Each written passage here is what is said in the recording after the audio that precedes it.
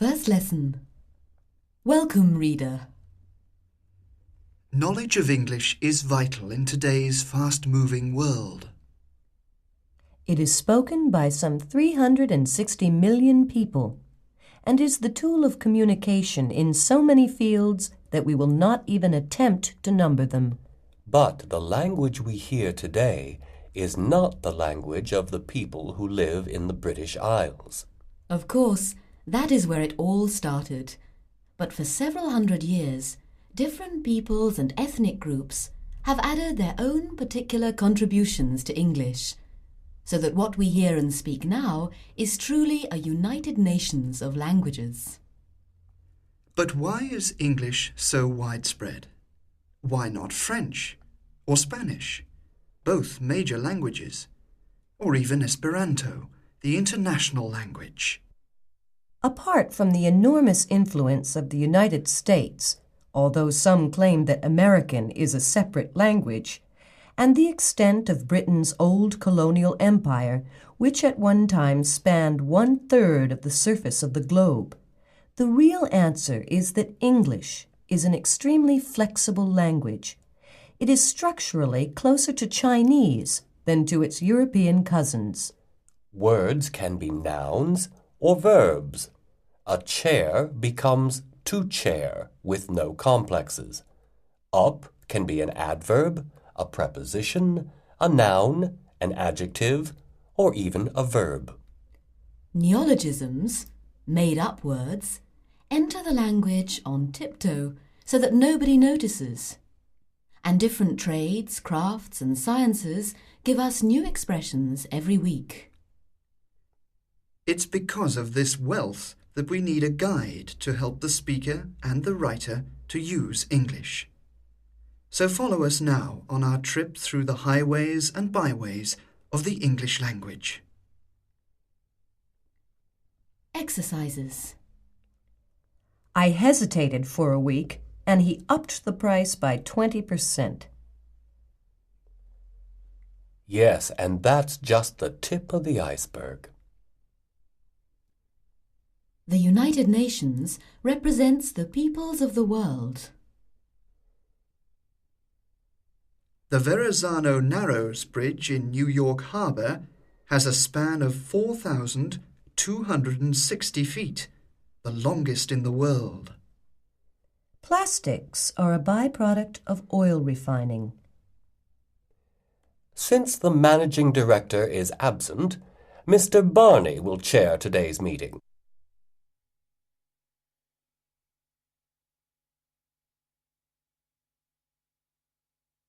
Second lesson.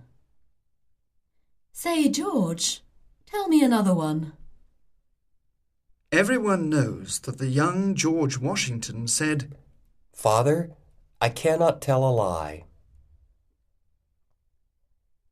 But what did his father reply? Did he say, What honesty! How can I punish you? Or did he tell George to go to bed with no supper? The verbs to say and to tell are similar, but the difference between them is easy to recognize. Just look at the following examples and you will soon understand. What did Roy say? He told me he would be home late. He said he had a meeting. Did he tell you what time he'd be back? No, he said he'd call me before he left the office. Do you know how to say bon appetit in English? It doesn't exist. We usually say, good luck. Tell me what you eat, and I will tell you who you are.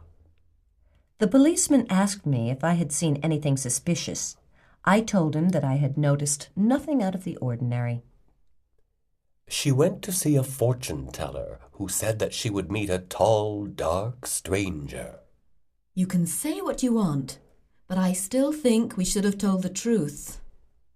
The instructor told us to read the instructions before trying to use the machine, but we didn't listen to what he said. Don't argue with me. Do as you're told. What do the papers say about the incident?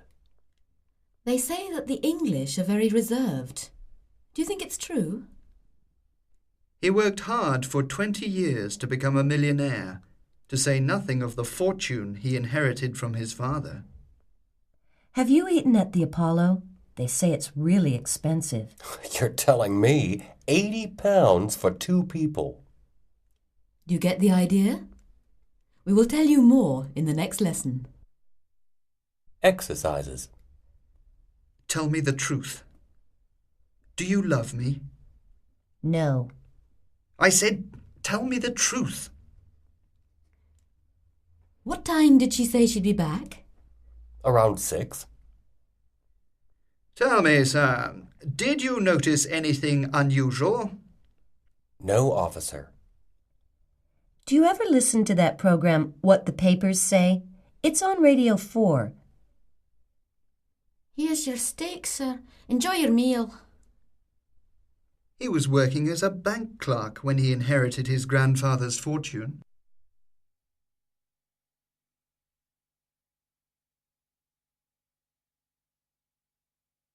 Third lesson, to say or to tell. Samuel Goldwyn, the great Hollywood film producer, was famous for speaking first and thinking afterwards. When shown a Roman sundial, he exclaimed, What will they invent next for telling the time? Tell me, Professor, is there anything you don't know? I really couldn't say. Eamon de Valera was the first president of the Irish Republic. Before Ireland gained its independence, he was arrested in the middle of a fiery speech and was sentenced to 1 year in prison. On his release, his supporters asked him to speak again. So he began his oration with the words, As I was saying before I was so rudely interrupted. I hear that Dr. Coleman can speak 8 languages. That's right, but he can't say anything intelligent in any of them. A lady was introduced to her husband's secretary, an attractive 20-year-old redhead. I'm so pleased to meet you, said the lady. My husband has told me so little about you. An opinion poll recently put the following question to a representative sample of 200 people. Can a politician tell the difference between right and wrong? The most interesting answer came from a young student who, after a moment's thought, replied, Yes, if he's given 2 guesses. You see? What did we tell you? We said it was easy. Exercises. What will they think of next? I hear that the company is going to employ another 50 workers. Peter, let me introduce an old friend, Dr. Webster. I'm delighted to meet you. I've heard so much about you. You see, I told you that parachuting was simple. How many people do you think came to his party? I don't know. Go on, have a guess.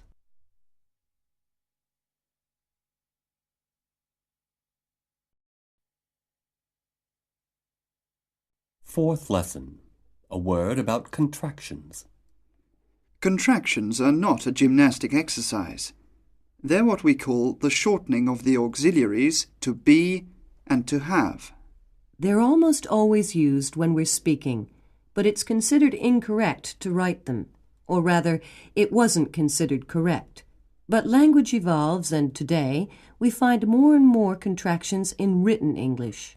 However, as a general rule, don't use them unless you're writing an informal letter. We've said that the auxiliary is normally contracted in the spoken language. So when such words as do, are, and will are used in full, it is often because we wish to emphasize a particular point. I do smoke, but I'm trying to give up. Or, I have been to the States, but it was so long ago that I can hardly remember a thing. Listen to the stress on these words. May I use your phone? Please do. You're Roger's elder brother, aren't you? indeed I am. Will you call me when you arrive? Of course I will. The report is in German. You do speak German, don't you? You didn't learn those irregular verbs. I did. I've just forgotten them, that's all. You've been on the phone for the last half hour. I have not. You see, there's no need to reply using a complete sentence. Simply use the auxiliary in the correct form and with the correct stress. A man convicted of embezzlement was asked by the judge whether he had anything to say before being sentenced. Yes, I do, shouted the man. As God is my judge, I'm not guilty. You're wrong, replied the magistrate. He isn't. I am. You are. 2 years. How about that for economical use of the language? Exercises. Don't come back to the office unless you've got the contract. Don't worry, I won't. You haven't sent off the cheque for the electricity, have you? I have. Mr. Gilbert says you'll work overtime on Friday evening. I will not. You don't smoke, do you? You don't smoke, do you?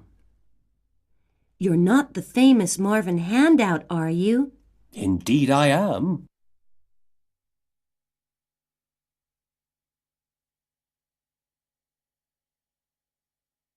Fifth lesson. Politeness maketh man.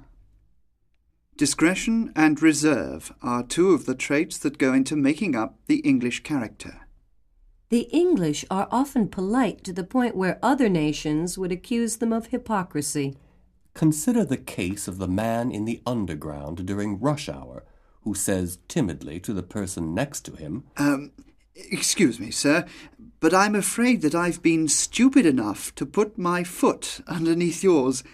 Could you possibly move? Yes, it can sometimes be difficult to navigate through the shark-infested waters of politeness. An American visitor was being shown around a seaside resort in the north of England. Having seen all the main attractions, he arrived at a naturist beach where a dozen or so men and women were relaxing and swimming in the nude. The American stopped and watched in amazement. He then turned to his host and asked, Is it considered proper to swim naked in a public place? His host seemed put out. No, he replied, but it is considered improper to watch people bathing in a public place. A socialite once told Oscar Wilde about a gentleman who was so well dressed that people would turn and look at him in the street. In that case, said Wilde disdainfully, he is not well dressed. In such circumstances, it is usually better to keep silent than to open one's mouth and put one's foot in it. Exercises. I was showing my parents around the Metropolitan when a guide came up and said, Excuse me, sir. I'm afraid it's impossible to visit this section of the museum today. The mechanic slid underneath the car to inspect the damage. I told you to check the electricity. Look at those bare wires. Mrs. de Vere was an amusing hostess. Her guests always ended up in the swimming pool with their clothes on. They're a shy couple. They really don't like socializing.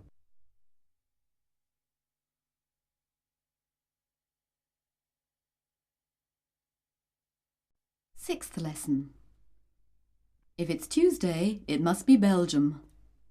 Is there anything more frustrating than trudging down the high street in the pouring rain and stopping to look in a travel agent's window? Jet to the sun. Take a winter break. Sea, sun and sand. Whether it is a day trip to the seaside or a package tour to a foreign resort, people are traveling in greater numbers than ever before. Of course, there have always been jet-setters and globe-trotters, but the average holiday-maker has such a choice of destinations and packages that he often ends up staying at home. The traveler intent on luxury may book a round-the-world cruise, stopping over in several countries, or buy a first-class return ticket on a scheduled airline to some exotic destination. A more economical way of seeing the world is to take a charter flight and stay half board in a hotel. Cheaper still is to hitchhike and to thumb a ride overland to the Far East, living out of a suitcase and sleeping in the open, the dream of American youth in the 1950s. When you arrive at your destination, you can do the sights or laze on the beach and soak up the sun. Perhaps the most exotic holiday of the future would be a voyage to the moon, or perhaps another planet with a better atmosphere. The armchair traveller can visit the world without going further than the local library or bookshop. Borders are becoming easier to cross, with fewer customs formalities. In the U.S., you can drive thousands of miles west to east without changing countries, but the Briton first has to cross the Channel, which often proves to be the biggest hurdle of all. Some British people believe that foreigners begin at Calais, but others, more parochial, believe they start at Dover. Two Frenchmen touring Britain by car were driving through the Lake District and were moved by the beauty of the landscape. "You know, this really is a lovely country," said one. "I agree," replied his companion. "Thank God they can't cook it." Back in the 60s, the U.S. Army was using the lure of foreign travel to attract recruits. A group of students produced a spoof on the recruiting poster, which read, Join the army. Travel to exotic countries. Meet exciting new people. And kill them. The campaign was not very successful. Exercises. "Do we stop over in New York?" No, our first stopover is Chicago. There was such a choice of films that I ended up staying at home. He had to take an exam, and that was the biggest hurdle of all. Back in the 50s, few people had television. They tried to hitchhike to California, but they weren't very successful. I wanted to laze on the beach, but he insisted on doing the sights.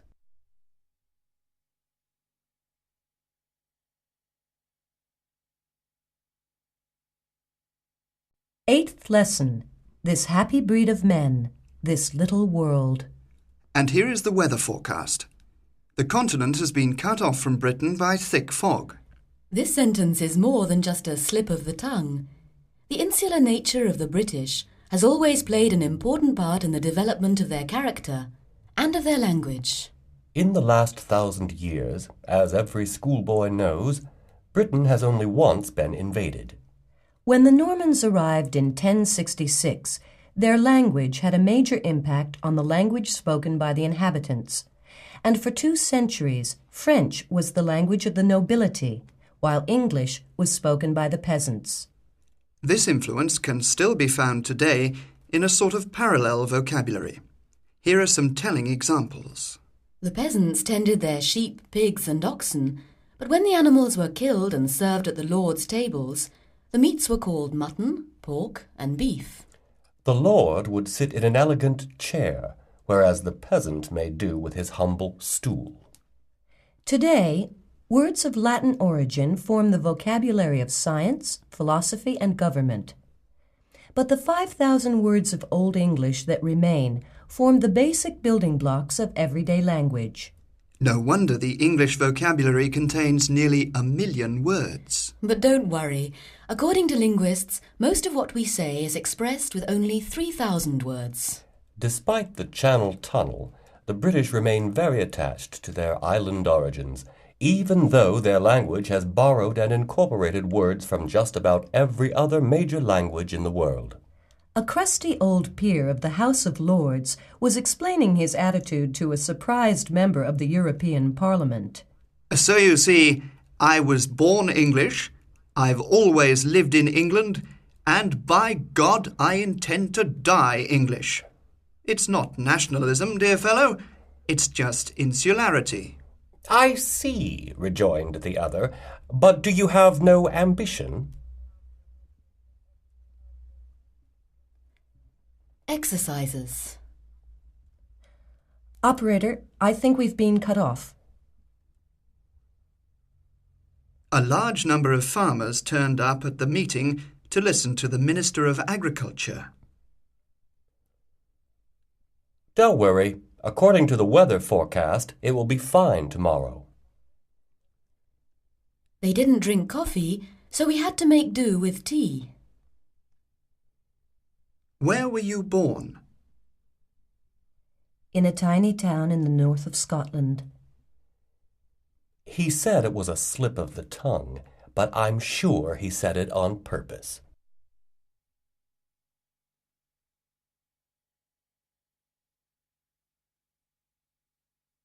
Ninth lesson. To thee or not to thee? If you read that the Queen Elizabeth arrived in Southampton yesterday, you may be surprised to learn that the Elizabeth in question is an ocean liner. The monarch would be referred to as Queen Elizabeth or King Charles, with no "the" to get in the way. We will say that the United States and the Soviet Union are negotiating on arms control. But we may add that Britain and West Germany are also participating in the talks. The Italians and the French have also sent delegations to the conference. Using the definite article the is a delicate business. Look at the following examples and see how it works. I don't like coffee much, but the coffee they served us after dinner was horrible. It tasted like dishwater. Dogs are usually a man's best friend, but the Alsatian next door doesn't seem to have heard the news. According to the opinion polls you read in the papers, most people are in favour of the common market. But most of the people we spoke to were extremely critical of the community's agricultural policy and were suspicious of Europe.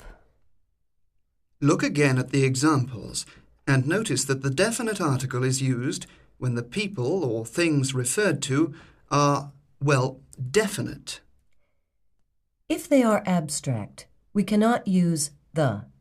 For example, there is an old saying which runs, Capitalism is the exploitation of people by people.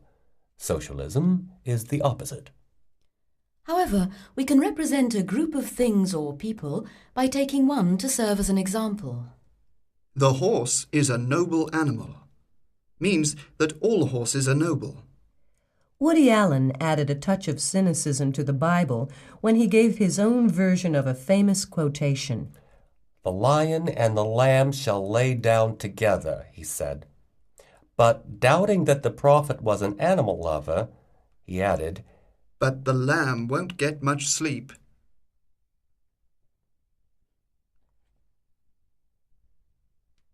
Exercises.